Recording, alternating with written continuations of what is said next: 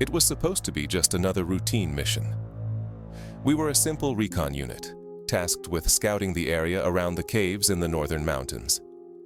Intelligence had picked up chatter, some vague rumors about local insurgents hiding out in the caves, maybe even using them to stash weapons. Nothing we hadn't dealt with before. But when we first saw the caves, I felt it in my gut. The kind of unease you can't shake, no matter how many times you tell yourself it's just nerves. We'd set up camp near the mouth of the cave, just out of sight from the ridgelines, waiting for our orders. The air was thick with the dry, hot dust that Afghanistan's mountains are known for. It clung to everything, choking the life out of whatever it touched. That's when it started. The first thing was a whisper. Barely audible, but it sounded like a voice. At first I thought it was the wind, but when the others heard it too, it didn't sit right. It came from deep inside the cave, and it wasn't any language we recognized. Just static, like someone speaking underwater. We all froze, eyes on each other. You could feel it in the air. Tension. That feeling like you're being watched, and not by anything human. My CO, Sergeant Hales, he's the one who spoke first.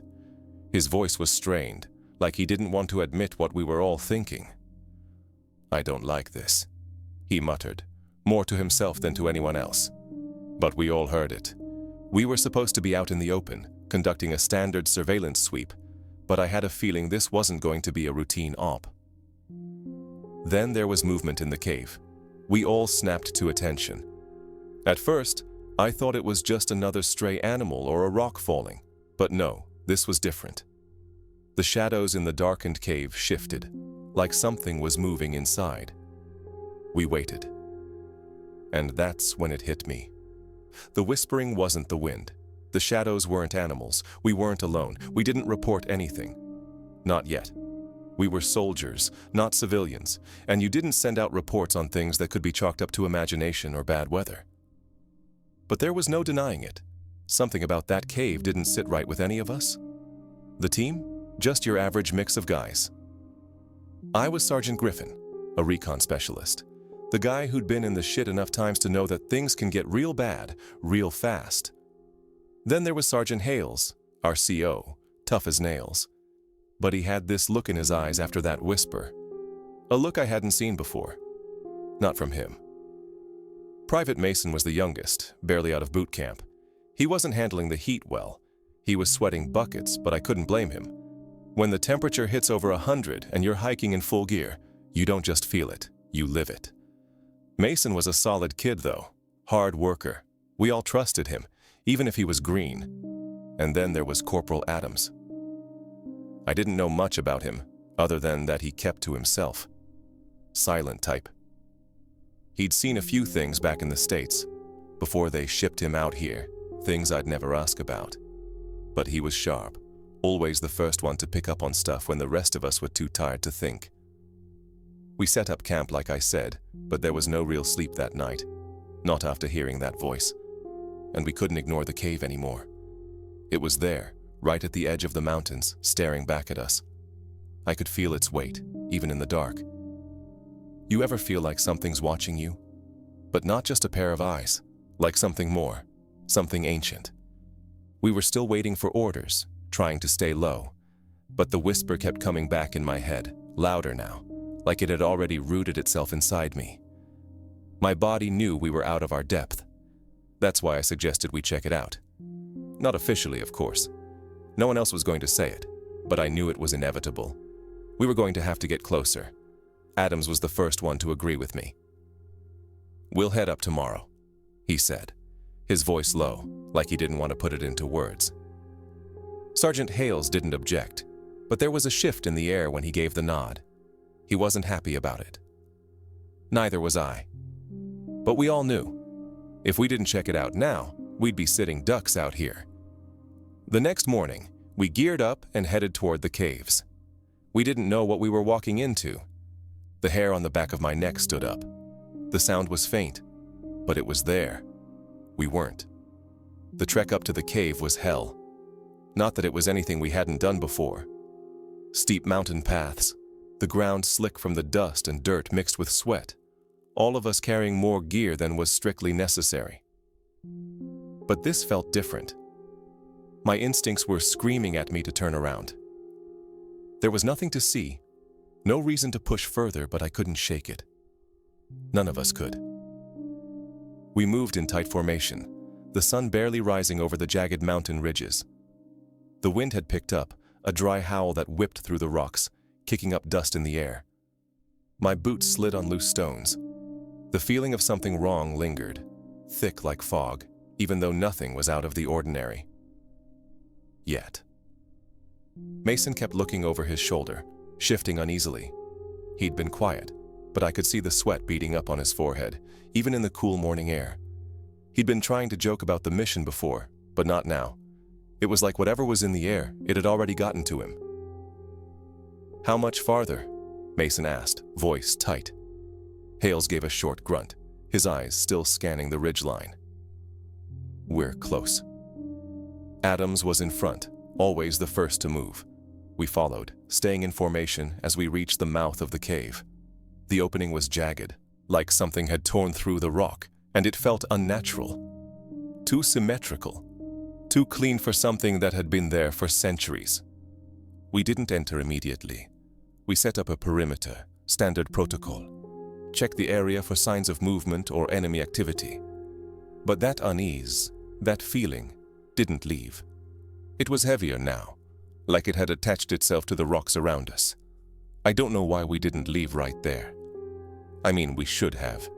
It wasn't like we had any hard intel about insurgents in the area. But there we were, the four of us standing at the edge of the cave, like we were waiting for something to drag us in. Adams crouched down, his eyes narrowing as he scanned the entrance. "Something's off," he muttered. I didn't need to ask. I felt it too. It was like the air itself was wrong, like everything around us was holding its breath. And then it happened. A noise from inside the cave. A distant thud, a scrape, then another. Alone. We moved fast after that, quickly covering the entrance to the cave. Hales signaled for us to stay tight as we prepared to enter. The darkness inside was almost absolute, a void that swallowed every hint of light we threw at it. The first few steps felt okay. Routine. We didn't see anything, didn't hear anything. But then we reached a narrow passage, a crack in the stone that led deeper into the mountain. It felt unnatural. The walls were too smooth, like something had carved them out with precision. That's when the first strange thing happened. Adam stopped suddenly, his hand gripping the rock beside him. "I swear I heard it," he said, voice low. None of us moved, but we could all hear it now. That whisper, distant but unmistakable. The same static sound, like something trying to speak through a wall of water. I felt the hairs on my arms rise. "Do you hear that?" Mason whispered, his voice barely audible. I nodded without answering. But my stomach was turning over. Hales was already moving forward, steady and calculated. His voice was sharp. "Keep moving. We've got a job to do." But something inside me told me we were already too far gone. We hadn't found anything yet. No signs of insurgents, no weapons caches, just this sound. And the deeper we went, the worse it got. The whispering grew louder. More voices, low and guttural, like something ancient was trying to speak to us. Then the air shifted. I couldn't explain it, but the temperature dropped. Not a lot, but enough to make my breath come out in a mist. That was when I knew. Whatever was in this cave, it wasn't insurgents, and it sure as hell wasn't something I'd signed up for. We pressed deeper into the cave, even though every part of me was screaming to stop. The further we went, the more the whispers seemed to grow, though I still couldn't tell if it was in my head or coming from somewhere else entirely. Each of us was moving in silence now, no one daring to speak. I could see the tension on Hales's face, even in the dark. He was trying to hold it together, trying to keep us focused. But I could tell, it was starting to get to him too. Adams led the way, always the first to pick up on things. He crouched low as we moved through the narrow passageway, shining his light along the smooth walls. His hand trembled just slightly when he reached a spot in the rock. "I don't like this," he muttered, almost too quietly to hear. Hales didn't respond, just gave a short nod. We moved forward, step by step, deeper into the blackness. It was like the cave was sucking us in, pulling us further from the surface with every breath. My boots barely made a sound as I stepped, the oppressive silence hanging around us like a heavy blanket. And then I felt it. A pressure in the air like the weight of the world had suddenly shifted. My chest felt tight, and I couldn't shake the feeling that something was wrong. Something was waiting for us down here. We rounded a corner and entered a wider cavern. My flashlight beam bounced off the jagged walls, illuminating a large stone altar in the center. It looked ancient, like something out of a history book. The kind of thing you read about in a class, not something you expect to find in real life. There were markings on the stone, carvings of symbols I didn't recognize. But I wasn't looking at the altar for long. In the corner of the cavern, there was something else. A figure. It was standing, hunched over, half in shadow. My heart skipped a beat. At first I thought it was one of us, someone who had wandered ahead. But the shape was wrong. Too still. The shadows twisted around it unnaturally. It didn't make sense. I froze. Adam's flashlight swung toward the figure, and for a split second I thought I saw it move. It was like the shadow shifted as if the thing was stepping into them. My gut tightened. "Did you see that?" Mason whispered, his voice trembling. Before I could respond, the figure lurched forward, just a few steps, but enough to make my blood run cold. It was almost like it was coming toward us, except there was no sound. Nothing to explain its movement, no breath, no creaking of joints. I don't know what it was. Maybe it was the fear, or maybe I was just seeing things, but my mind screamed run. Hales wasn't backing down. Not yet. He raised his rifle, his voice cutting through the silence. "Move back," he ordered, but his voice was tight, like it was fighting to stay steady. "Stay together." We stepped back, slowly at first, then quicker as we heard a low, guttural growl come from the figure. That sound, the growl, it wasn't human. Nothing human could make that noise. It was deep, almost ancient, like something primal that had been buried in the earth for centuries. Then the shadows around the figure seemed to ripple. The temperature dropped again, this time sharp enough to make my breath fog up in the cold air. Adams was the first to break. He turned and ran, not looking back, his boots pounding against the stone floor. Mason followed right behind him, but I couldn't move. I was frozen. Hales grabbed my arm, yanking me back into motion. "Go, now!" he barked. I turned and ran, but it felt like the cave itself was closing in on us.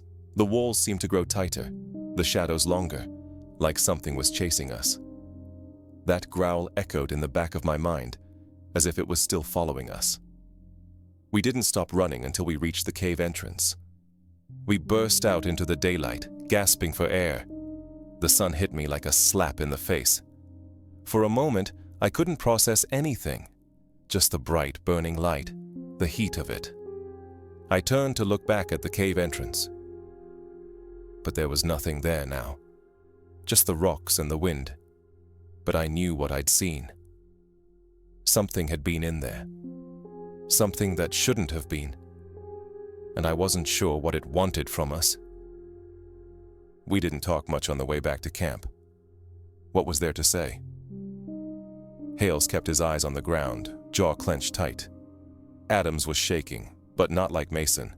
Adams was trying to keep his composure, but the terror was clear. None of us had any words for what had happened down there, so we didn't speak at all. The whispers from inside the cave were still in my head, echoing over and over. But it wasn't just that. It was that thing. The figure. Whatever the hell it was. I tried to convince myself that it was just a trick of the light, a hallucination from the stress. But deep down, I knew that wasn't true. We all did. By the time we got back to camp, the sun was setting, casting long shadows across the barren land. The fire was already going. I could hear the other soldiers talking, trying to laugh, trying to shake off the tension. But it didn't matter. We were all on edge. Hales stood by the fire, his arms crossed over his chest. His eyes were hard, focused on something I couldn't see. I knew he was trying to process what we'd seen, what we'd felt. But I also knew that no matter how hard he tried, there was no way to explain it. No way to make sense of it. "We're going back tomorrow," Hales said, his voice low. "We need to confirm what we saw. This mission's not over." I turned to him, disbelief hitting me. "You're serious?" "Yeah, Griffin, I'm serious." Adams spoke up, his voice shaky but firm. "That thing, it wasn't human, sir. I don't know what it was, but we can't just walk away from this. It's not over." I wanted to agree with him. I wanted to tell Hales that maybe we should leave, pack up, get the hell out of there before whatever was in those caves followed us home. But I knew better. We were soldiers, and soldiers don't back down from what's in front of them, even if what's in front of you isn't something that belongs in this world. Hales turned toward the cave, staring out toward the mountains where we'd seen that shadow. His eyes narrowed, and for a second, I saw something dark behind them. Fear. Not the kind of fear that makes you run. The kind that makes you face whatever's coming because you have no choice. "Get some rest," Hales ordered, his voice barely above a whisper. "We move out at first light." I didn't sleep that night. Couldn't. My mind was racing, my heart pounding in my chest. Every time I closed my eyes, I saw that figure in the cave, saw those shadowed movements, the growl, the whispers. It was all in my head, but it felt so damn real. When the sun rose, I had to force myself to get out of my sleeping bag. We geared up in silence. Mason's hands were trembling as he checked his rifle. Adams kept looking at the mountain range, eyes darting back and forth like he expected to see something moving in the rocks. We set out toward the caves again. There was no turning back now. The deeper we moved into the mountains, the more I felt like we were being led somewhere, like whatever was in those caves had started pulling at us, drawing us back in. As we reached the base of the mountain, Hales stopped us. His face was hard, but there was something in his eyes, a glint of uncertainty. "I'm not gonna lie," Hales said, his voice low. "I don't know what the hell's going on here, but I'm not leaving without answers." He wasn't asking us if we were okay with it. We were already committed. We climbed up the mountain again, our movements stiff, each of us hyper-aware of every noise, every shift in the air. The mountain felt different this time, though. It felt like it was watching us, waiting. The wind howled again, but it sounded wrong. Mason started to ask something but stopped himself. His mouth was dry, lips cracked from the heat. As we neared the cave, that feeling hit me again. The weight, the sense that something was wrong. But this time, it wasn't just in my gut. It was all around us, like the very air had thickened, become harder to breathe.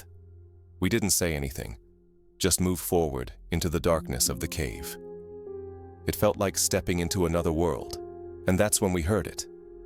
A low, humming noise, like a distant chant. It was coming from deep within the cave. This time there was no mistaking it. It wasn't the wind. It wasn't animals. This was something else. Something alive. I looked at Hales. His face was pale, his eyes wide, and for the first time I saw fear in him. True fear. "I knew we should have left," Adams muttered. His voice shook. "We're already here," Hales said, his words strained. "We keep moving." I felt the pressure in the air tighten as we moved deeper, the humming sound growing louder. Whatever was in this cave, it wasn't just a thing.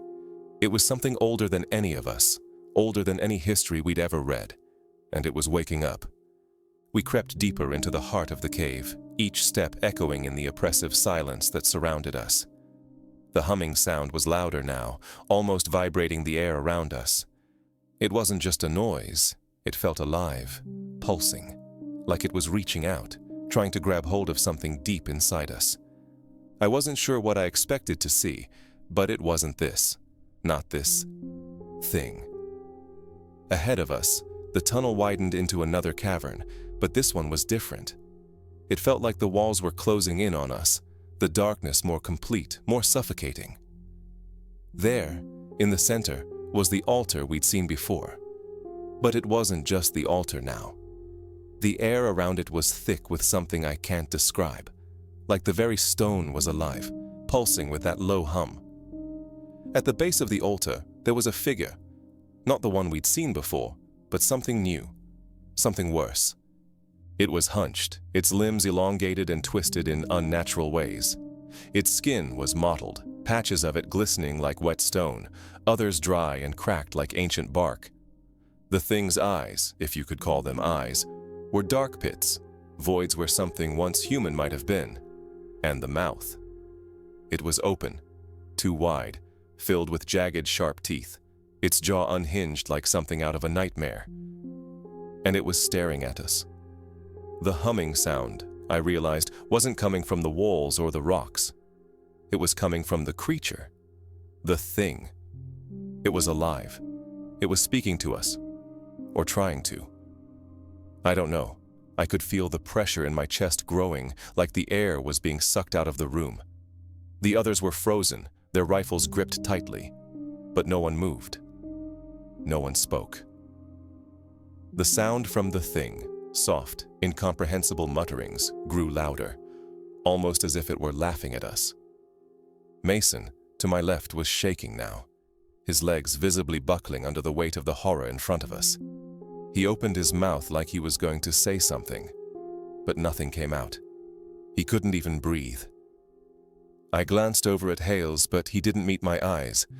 His face was set in grim determination, but even he was sweating now, his hands tight on his weapon, as if he knew something we didn't. Something we weren't supposed to understand.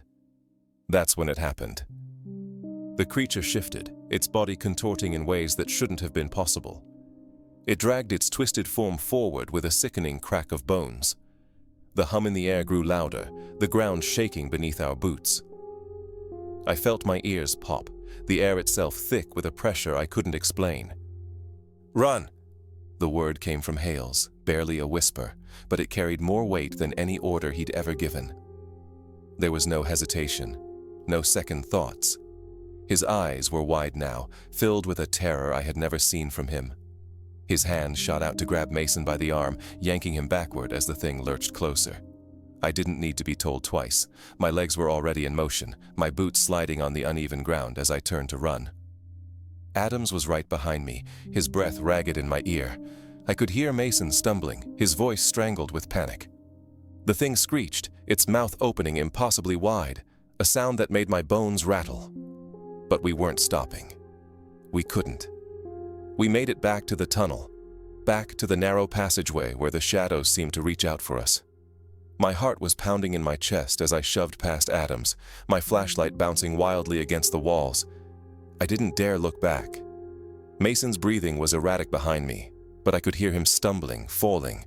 I felt a cold spike of fear shoot through me, but I kept running. "Keep going!" Hales yelled, his voice breaking through the chaos. "Don't stop!" We finally reached the exit of the cave, the blinding daylight pouring in from outside. But as I looked behind me, I saw something that nearly stopped my heart.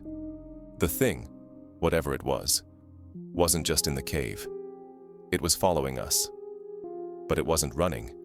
It was moving with a fluidity that didn't make sense, its body melting into the shadows like it was part of them, like it was the very darkness itself. I could see it now, just at the mouth of the cave, a dark shape blending with the rocks, waiting, watching. But then the ground shook, harder than before. The air around us seemed to warp, the humming sound growing deafening, filling my head with a piercing shriek that made me want to collapse. And then it stopped. The cave went still. We didn't wait around to find out why. We ran. We didn't stop running until we reached the safety of our camp. But the whole way back, it felt like the cave was still chasing us. The ground shook with each step we took, and the air was still thick with that humming, like it was coming from inside our heads. When we made it back to camp, the sun was setting, but it felt like the world had been swallowed by an unnatural darkness. I didn't want to look at the mountains behind us. I didn't want to see the cave again. I didn't want to think about what we'd left behind in those shadows. Hales was the first to speak, but his voice was hoarse, like it didn't belong to him. "We're done here," he said, his eyes scanning the horizon as if he was expecting something to come out of the rocks. "No more missions, no more operations. We're pulling out." The words hit us like a punch. There was no arguing. We had no intention of going back. We didn't have the strength for it anymore. Whatever had been in that cave, whatever thing had stirred in the darkness, had broken something inside us. We were done. But there was no relief. Not really. None of us spoke of what had happened. Not in words. We couldn't. There wasn't anything we could say that would explain it. None of us had the language for that kind of terror. Mason barely spoke at all. He kept his head down, and I saw the way his hands trembled when he didn't think anyone was watching. Adams wasn't much better. His eyes were distant, like he was seeing things that weren't there. He didn't sleep that night. None of us did. We just sat there, around the fire, too scared to close our eyes. The next morning, Hales gathered us. His face was a mask of exhaustion, his eyes dark with something deeper than fatigue. He gave the order to pack up, and that's exactly what we did. No one asked any questions. No one even looked at the mountains. We just packed our gear in silence, each of us avoiding eye contact. The helicopter arrived midday.